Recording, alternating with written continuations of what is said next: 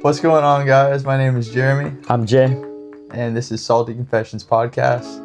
This is episode 3, where we're going to be talking about experiences that we've been having outdoors and miracles that we've had that have really changed our lives and proven to the fact that God is in everything, and we can find Him anywhere. So, Jeremy, tell me a little bit about your week. We had a little bit of a break in between. We do these podcasts like once a week, so we'll meet up every once in a while. Anything happened profound that was in the last week?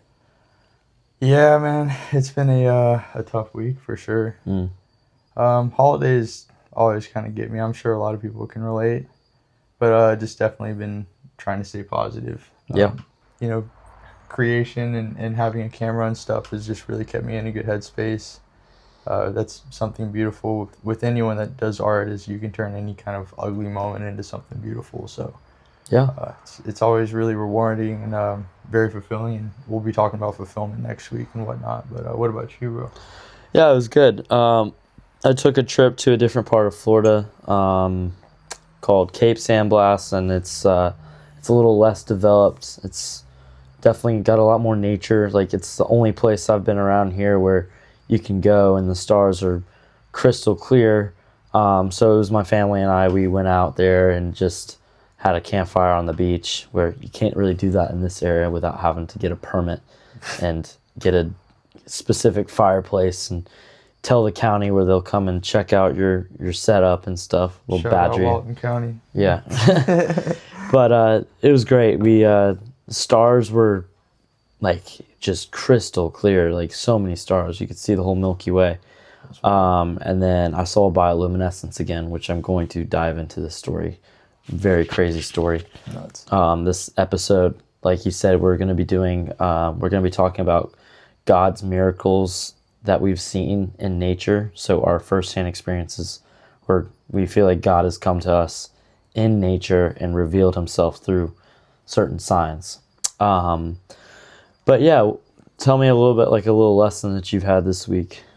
Yeah, definitely just staying present. It's funny. It's kind of been something that I've just reminded myself constantly. Is just like, if I think too far ahead, I'll be anxious. If I think too far in the back, I might find sadness or depression. Just always find the present, because that's where God is. And Yeah. it was just kind of a thought. I was looking for validation all week, and funny enough, that was the sermon today. Was that God can only be found in the present, was literally the statement that That's crazy. he had everyone write down, which was pretty crazy. So yeah, man, it goes back to kind of what I said last episode. Just I trusting everything and whatnot, and trusting the process. And so yeah, what about you, brother? Amen. Yeah. Putting my full faith into him despite everything. Like despite the amount of people that try to badger you for your faith, and then despite trying to take everything into your own hands, take control into your own hands, and just worrying about the future. Like you said, just staying present and having faith that everything is going to work out no matter what. Because I often find myself worrying about the future, worrying about financials, not feeling like I'm doing enough. And sometimes I just need to ground myself and know that Christ is watching over me. He has a plan, and that everything is going to work out. And then also not doubting his plan. Like, whenever something good happens or something's working out, not doubting it, that it's meant to be. Because for the longest time, I was like doubting whether or not my content was actually like doing the Lord's work. Like, was I just doing this for views, or was I doing this because I actually want to help people? Right. So just kind of sitting and making sure that I'm just following along with his plan and not my plan. So making sure that I'm like, whenever something good happens, I'm not doubting it. I'm not trying to negate the fact that something good is happening, and it could be his work. But yeah, that was a good lesson I learned so far. Right on, man. I think it's something huge that we have to learn every year down here too, because everything economy wise just stops. I mean, this Yeah. whole industry down here is run by hospitality, so Yep. you kind of have your savings that you hold up, and you're just holding on and trusting day by day. Just like, Huddle. all right, Hold on for dear life until literally. summertime. So it's a humbling lesson every year for those that don't hop ship to like a snow spot or Yeah. ski resort. But If you don't have like a service or like if you own something that's not service based, then you're usually fine. But most of the economy is service based. So like well said, yeah. we both work beach related items. Like I own a surf school where I teach surf lessons, but when it gets cold, you can't really teach surf lessons. When it gets cold, you don't get a lot of clients down here. Yeah. So we got to wait till summertime to make most of our income, unless, we start something else during the winter. Very true. But yeah. Something I'm kind of noticing between what you and I both said is just kind of staying present and thankful. And one big lesson or way that I've learned that lesson is just by being outside and kind of the vulnerability that you feel if you're, say, like deep out in the wilderness on the top of a mountain or free diving or whatnot. It's just this unknown and overcoming of fear, just feeling so small, and I feel like it's that small feeling that we both love because you feel God around you and you feel so inferior to everything around you. Speck in the universe. Absolutely. And I feel like it's only in that submission that miracles happen. Yeah. And that moments like we're about to talk about, come to fruition. And I'm sure everyone can relate and has their own story that we love to hear as well. My story has to do with a wolf.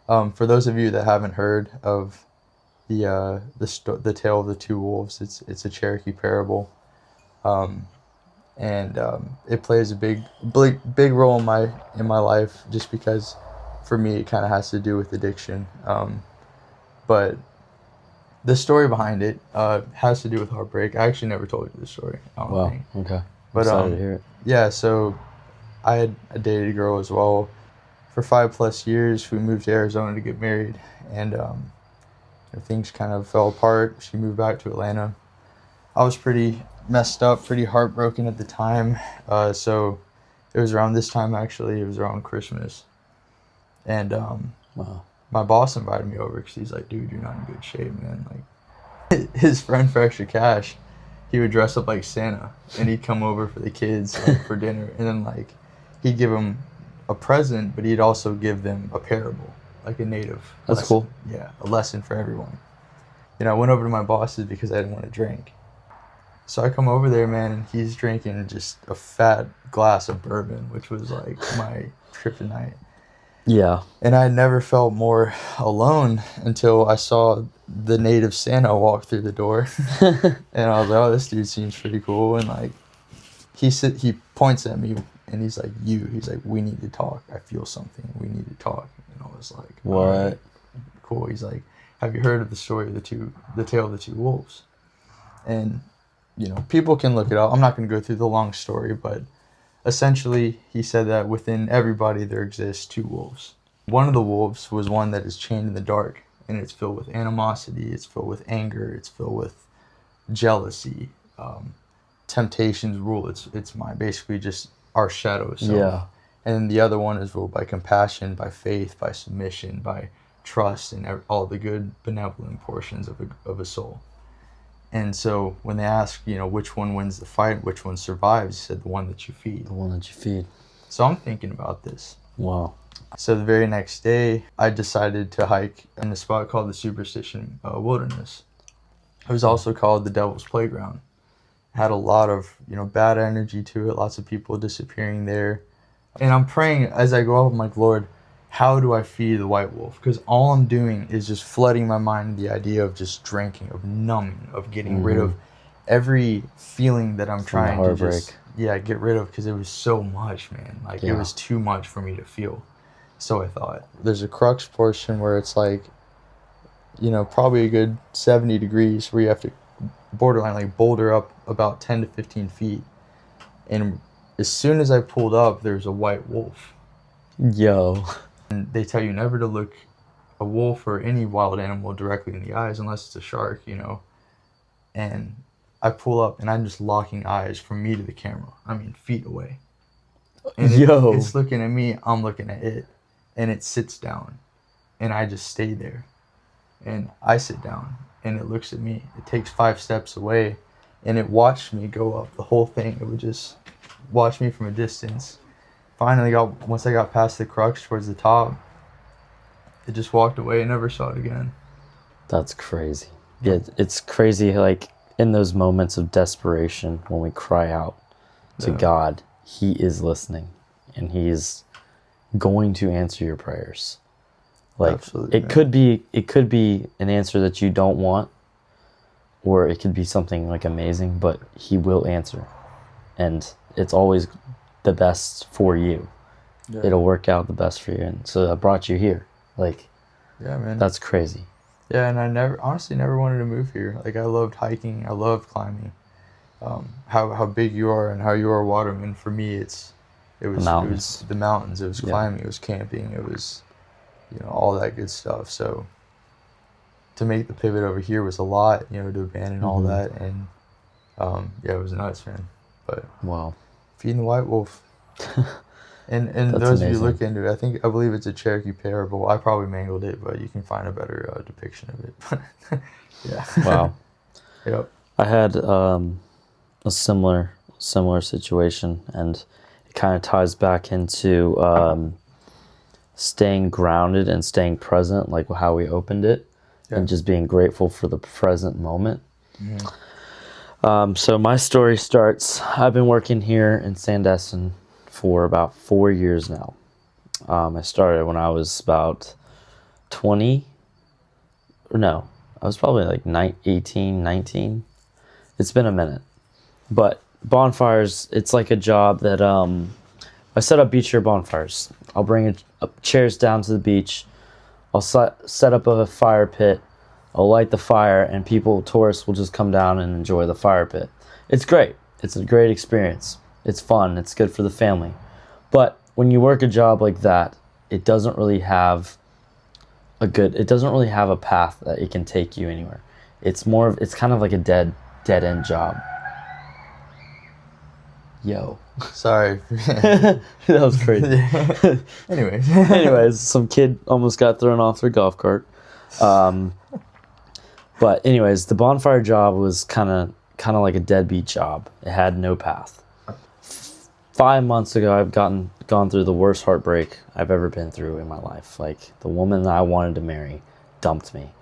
And so the only thing I really had was my surf school, and that was coming towards an end because of the summertime. So I was just working bonfires. One night, everything was still raw. I was in this deep, just despair, and I was just so upset at the fact that I'm stuck in the same place, and I've lived here my whole life, and as amazing as it is, it just kind of gets old. So I was working a bonfire that night, and I was breaking it down. I was finishing breaking it down, and I was just questioning, like, when you're carrying a bunch of beach chairs, sometimes you get really frustrated. Like, the chairs can really tick you off. It's just like an object that just pisses you off. When they unfold. Slap your heels, everything's like unfolding. You want to pick the chair up. You want to throw it across the beach. I have. I have. Yes. So I was carrying the chairs, and I'm breaking down this bonfire. Everything's ticking me off. It's just, everything's annoying me. I'm like questioning, like, God, why do you hate me? Why are you keeping me in this situation?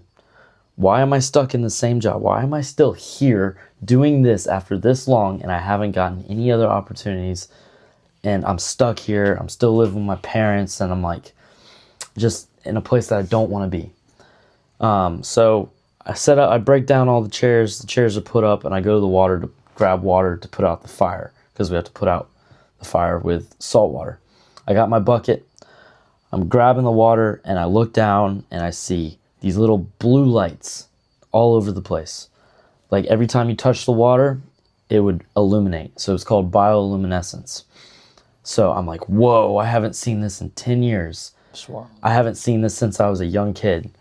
And so I grab the water, I put the fire out, I get everything put up, I run to my truck, I grab my mask, and I go out in the water, and I am swimming in bioluminescence. And this was the craziest experience that I had ever had in my entire life. That's wild, bro. It was like swimming in the stars.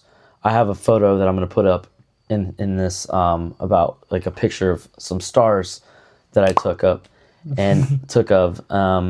photo of, and that's exactly what it was like swimming in it. You were diving through, and you were just, every time you would move your arms, I had my mask, my snorkel, swimming underwater, you were swimming into the heavens. You look up at the darkest night and you see all the stars. Imagine swimming through that. That's what it felt like. That's great. And I was the only one on the beach experiencing it. I was the only one out in the water. There were people on the beach kind of walking, and they were I scared the crap out of these girls. They were walking on the beach and they just hear something out in the water splashing around, and that's me out in the water. They literally ran. But I was yeah. But I had literally experienced this sense of bliss that I have never experienced in my life. Like, I was laughing. I cried. I pretty much cried. I bet. I was swimming and I was like, wow, thank you, God. Like, thank God. I had just gotten done questioning God, asking him, why am I in this position? Why am I stuck here right now? And then he blesses me with that experience to remind me that he is listening. And this was before my faith really kind of took off. Like, I was just starting to read the Bible, was just starting to go to church. Actually, no, I hadn't even been to church on my own yet. But that moment sparked my faith. Like, I realized God is listening and he is real. And so it reminded me that, like, well, if I hadn't been working this job, I wouldn't have been able to see this moment, experience that moment. And if I hadn't experienced that moment, I wouldn't be here right now. It taught me to be, like, present, because after that experience, I went and videoed it and made a video in my car, and it was the first viral video I'd ever had. I got over 1.2 million views on it. And it was just a reminder that you are in the position you are now for a reason, whether it's good or bad. Everything's happening for a reason, and you have to be grateful for the moment, because that is where God meets you, in the present moment, not in the past, not in the future, right now. So no coincidences either. Mm-hmm. Yeah. Just being grateful for where you are right now, and just have faith that he is working on you. He is listening. And that was the craziest experience ever. After that, my faith just got so much better, like, stronger. Like, yeah. I think the craziest thing about that story too is how you were just having a complete godly moment. Yeah. And everyone just oblivious to it. Yeah. The bioluminescence. You know, they're just walking right by it, and they don't realize something magical is right there just because they haven't gotten close to it. Or these kids were fishing, and they were walking out in the water. They had their flashlights on.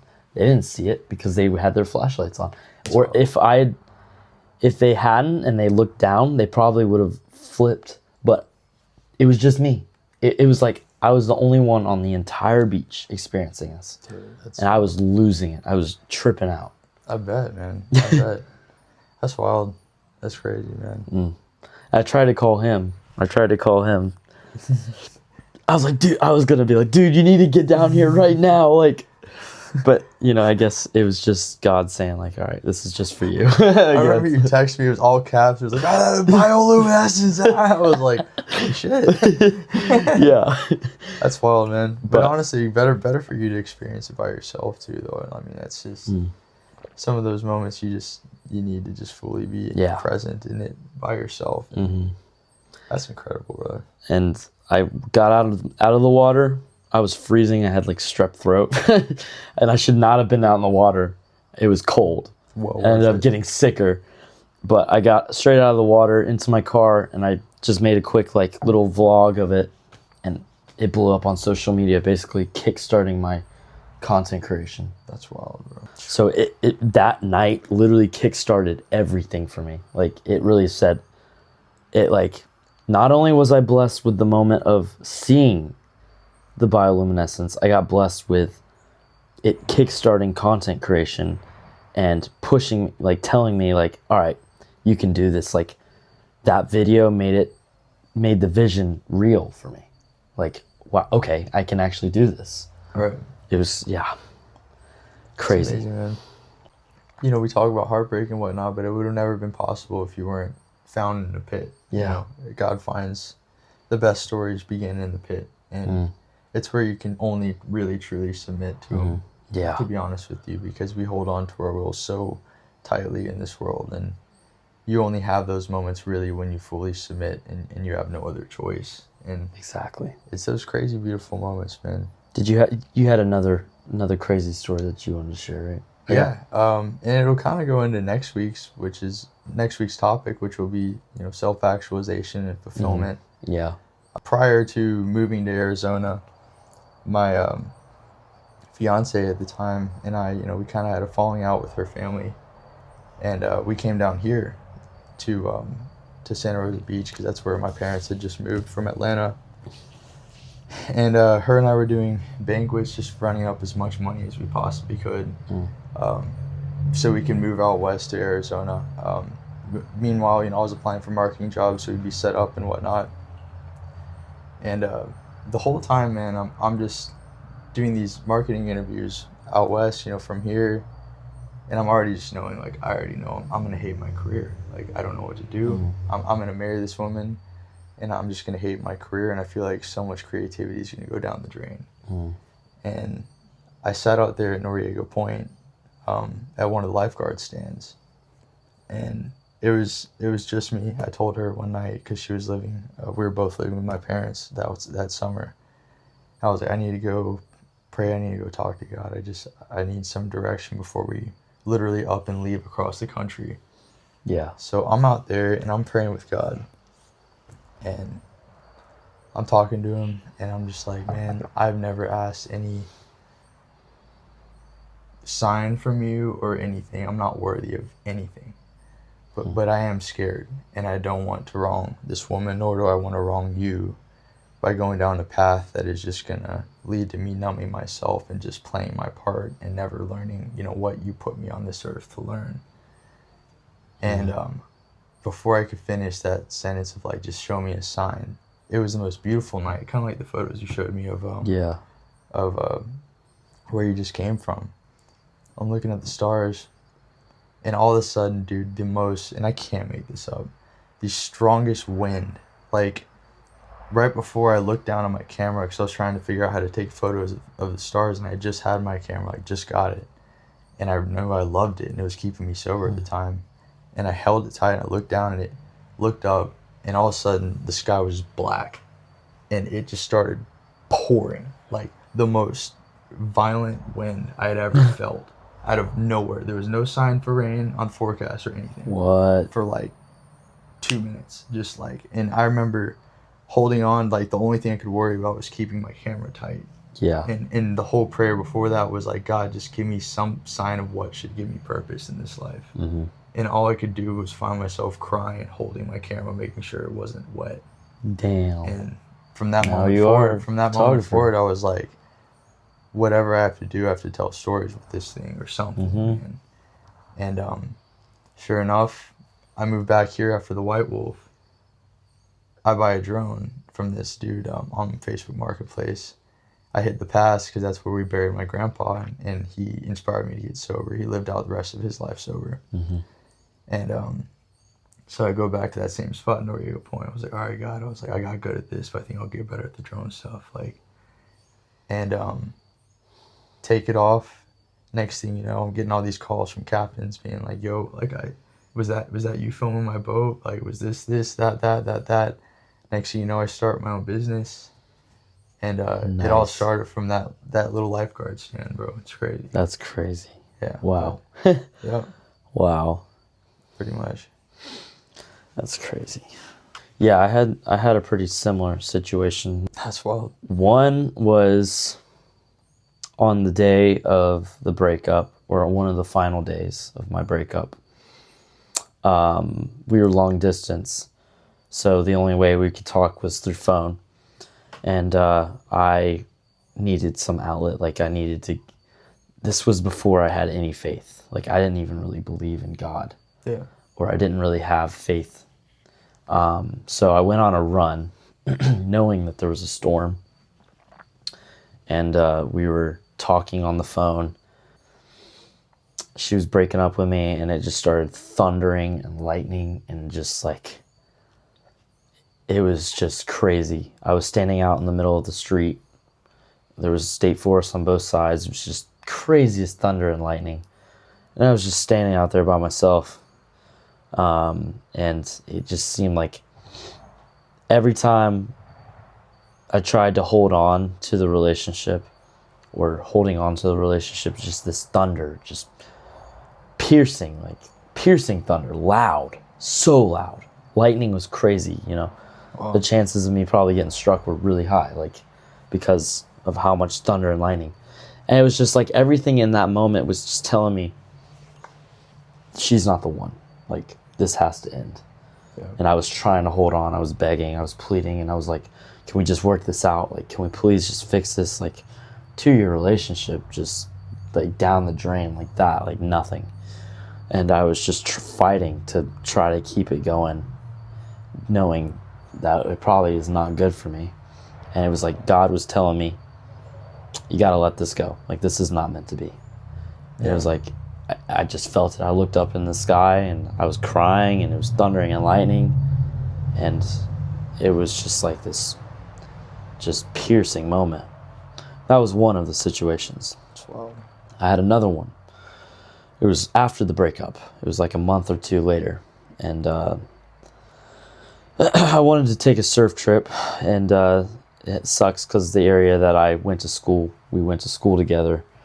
So I wanted to go back to that area to go surf because I'm from a different side of Florida.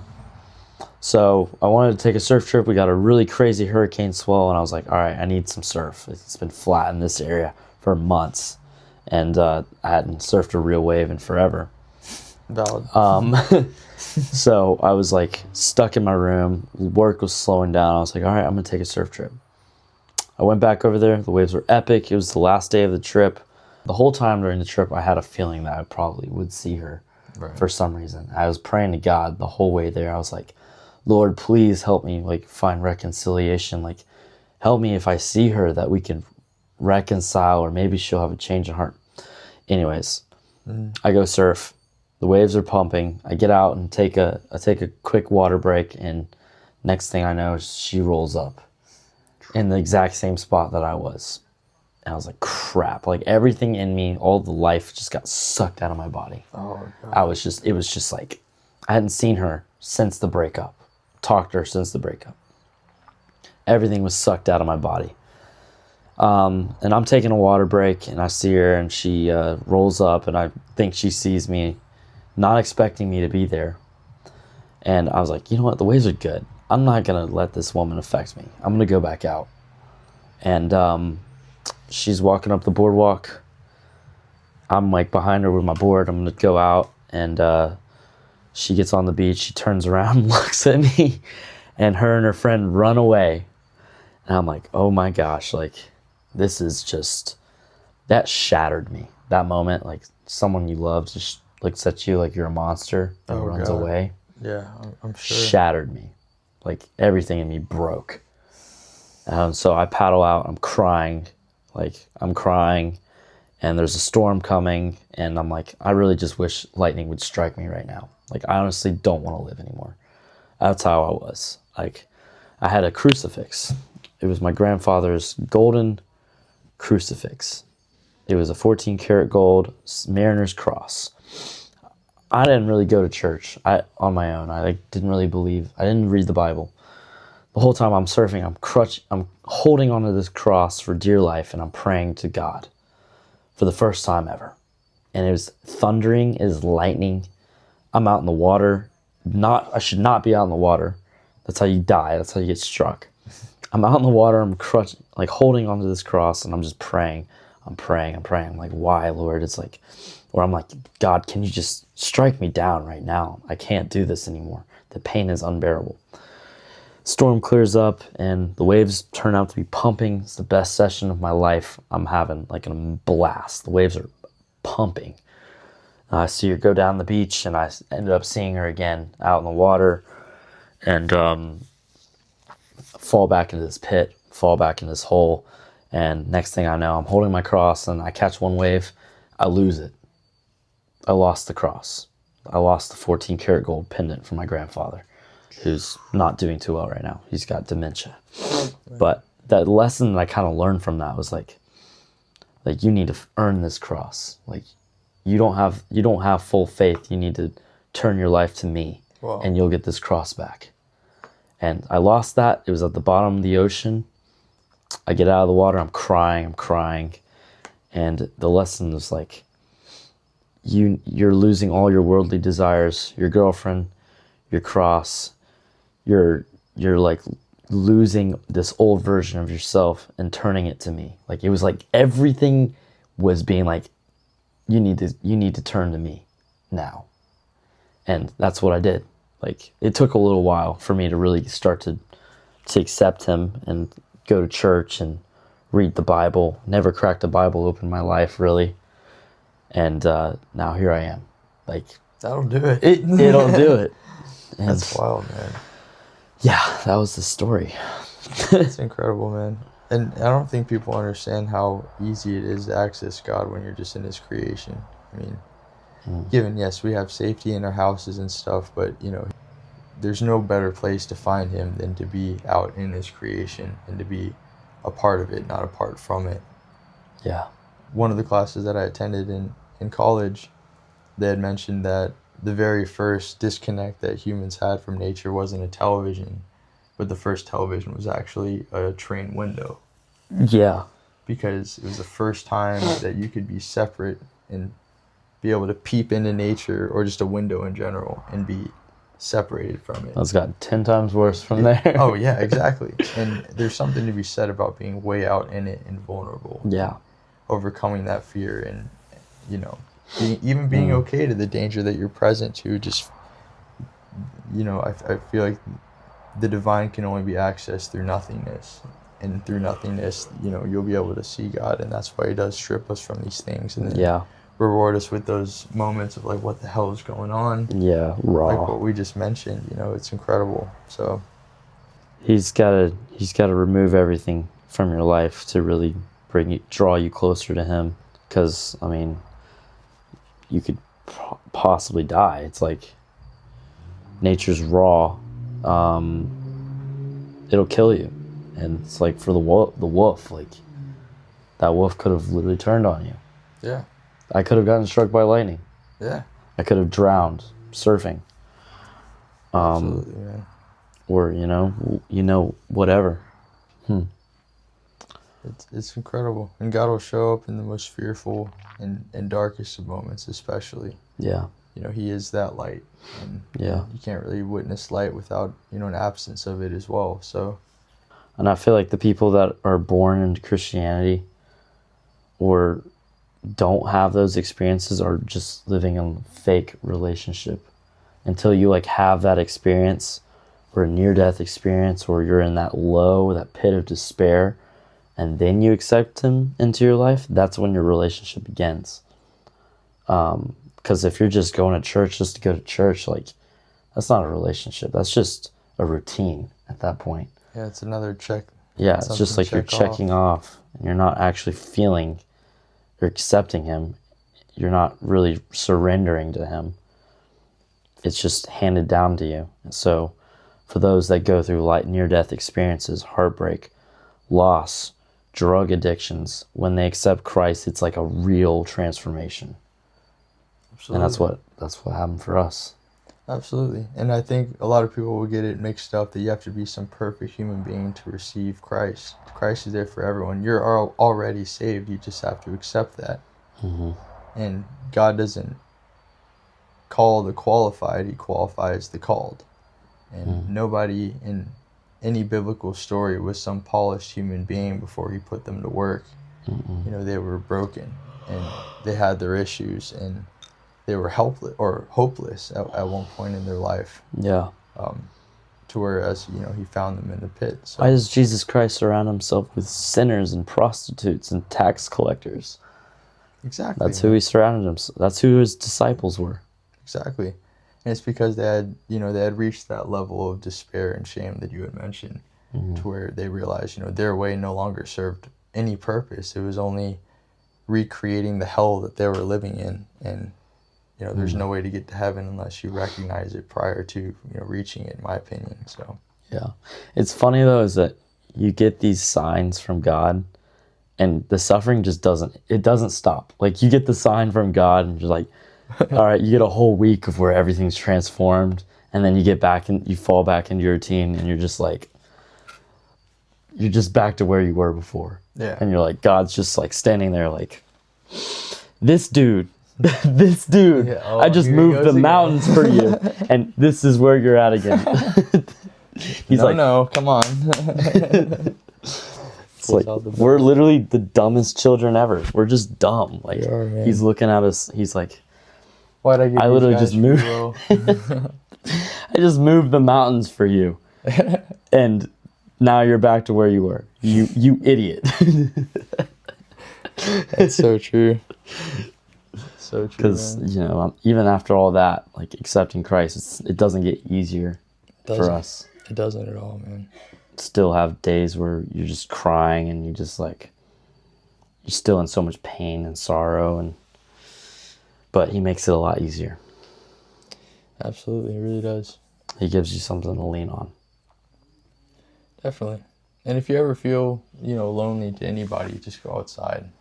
Yeah. Everything is moving around you, and everything around you deserves to be felt, Even that little bit of fear, you might feel that vulnerability, at least you're not alone, and you'll be forced to look upward instead of, at your problems. So I think it's a really good place to kind of begin, and it's a playground. No one really has that, or no one accepts it that we have free access to still, Yeah. So. Yeah. Agreed. Alrighty, we are going to wrap it up here. Thank you so much for listening. We hope you guys enjoyed listening to our story as much as we enjoyed telling the story. Next week, we're going to pick back up with finding purpose and career, self-actualization, and we'll pick back up right after the holidays. So, Merry Christmas. Enjoy your time with your family, and spend this time, praising the Lord and giving thanks to Jesus Christ, and know the real reason for the season. But we're excited to get the next episode kicked off, and we hope you guys enjoy the rest of your time. Absolutely. Merry Christmas, guys. Merry Christmas. Pleasure. Pleasure. Yep.